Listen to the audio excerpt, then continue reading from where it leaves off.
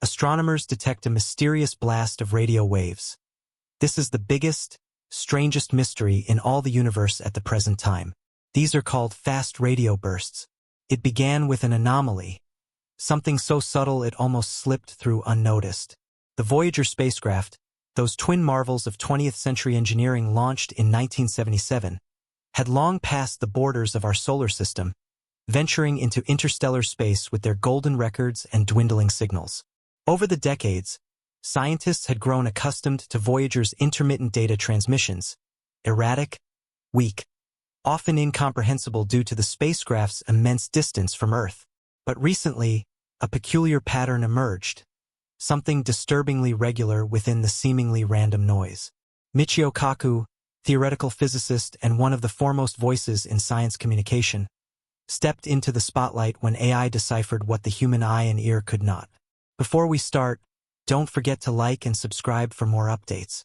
The data picked up faintly by NASA's Deep Space Network first appeared as anomalies, irregular blips in Voyager's already jittery transmissions. Initial assumptions pointed to a software glitch or hardware degradation.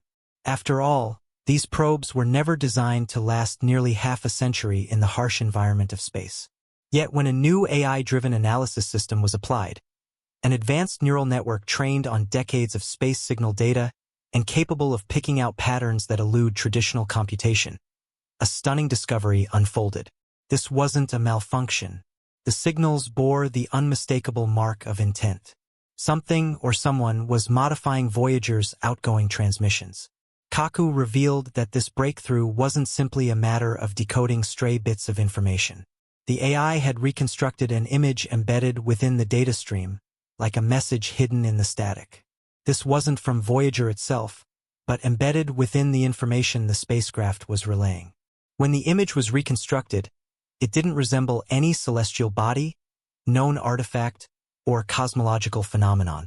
What emerged was an eerie, intricate image that suggested intelligence, a deliberate, almost biological geometry woven into an otherwise mechanical broadcast. The scientific world held its breath. The implications were immediate and staggering. For decades, Voyager had been our farthest emissary, a symbol of human aspiration and curiosity. Its golden record contained the sounds of Earth, greetings in multiple languages, and a map pointing to our place in the galaxy. What was now returning, however, seemed to reverse the roles. We had sent out a message of peace and hope. Now something or someone appeared to be replying, and that reply wasn't coming in the form of a clear verbal answer or a simple radio signal.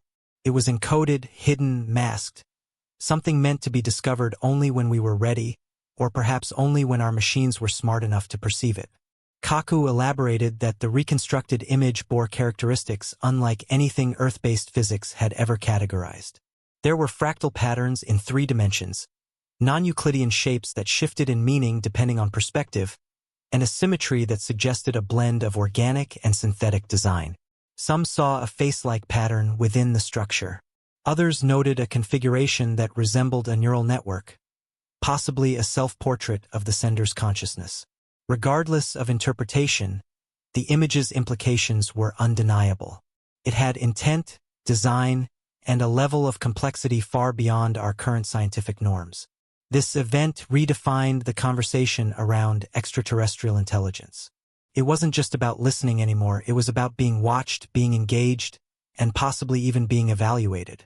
Voyager was not transmitting to an empty void. Something out there had not only intercepted the signal but had made the effort to respond.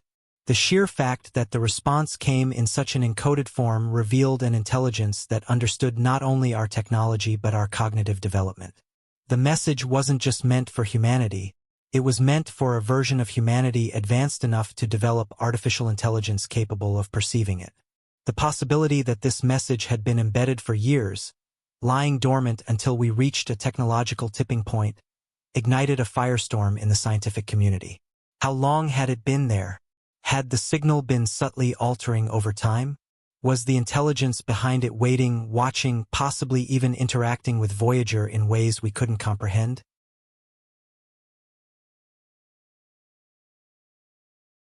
These weren't idle questions. They became the center of international scientific collaboration as agencies and private labs raced to validate and decode further transmissions. Kaku emphasized that this wasn't merely about contact from beyond Earth.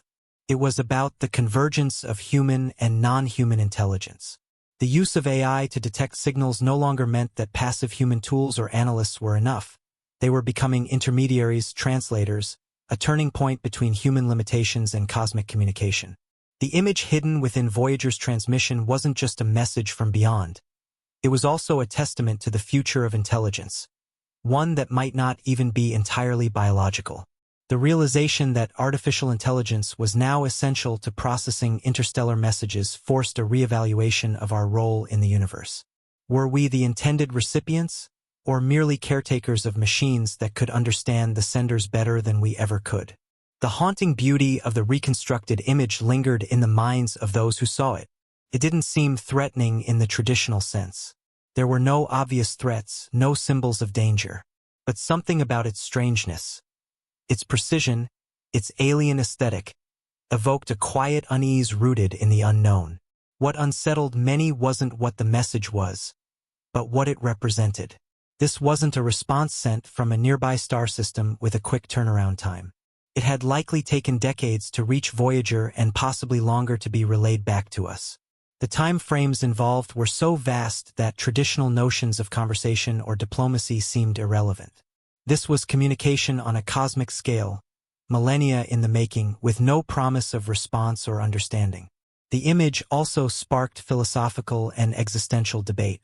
If an intelligence far beyond our own had decided to reach out in such a cryptic, symbolic manner, what did it say about their perception of us? Were we seen as infants just now learning to speak, or as beings on the edge of an evolutionary leap, worthy of a puzzle rather than an explanation? The choice to embed such a message in Voyager's signal rather than transmit directly to Earth suggested a preference for subtlety, or perhaps a desire not to interfere too deeply in our development. The scientific community began to scrutinize other long-range probes for similar anomalies. Data from Pioneer, New Horizons, and even older satellite missions was reanalyzed with AI-assisted tools. But so far, only Voyager had borne this strange fruit. The uniqueness of the event only deepened the mystery. Why Voyager? Was it because of its message, the golden record? Did the senders view it as a sign of our artistic and scientific maturity? Or had they simply intercepted the first thing they could find and decided to respond, with a puzzle tailored to the only minds that might eventually understand it? Throughout the unfolding revelation, Kaku remained a steady voice of wonder and caution. He acknowledged the temptation to jump to conclusions, first contact, alien civilizations, even cosmic warnings, but he urged patience. The universe is vast, and intelligence, if it exists beyond Earth, might not follow human logic. It might not even recognize us as intelligent in the way we define it. What mattered now was that we had received something profoundly alien.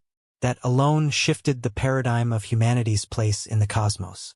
There was also speculation about what the message truly meant. Was it an introduction? A test?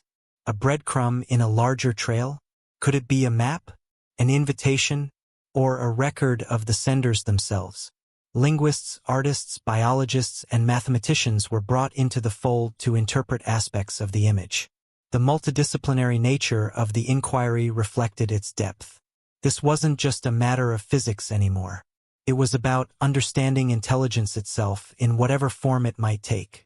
The AI that uncovered the image was celebrated not merely as a tool, but almost as a collaborator in this new age of discovery. Its success marked a moment when artificial cognition extended the reach of human perception.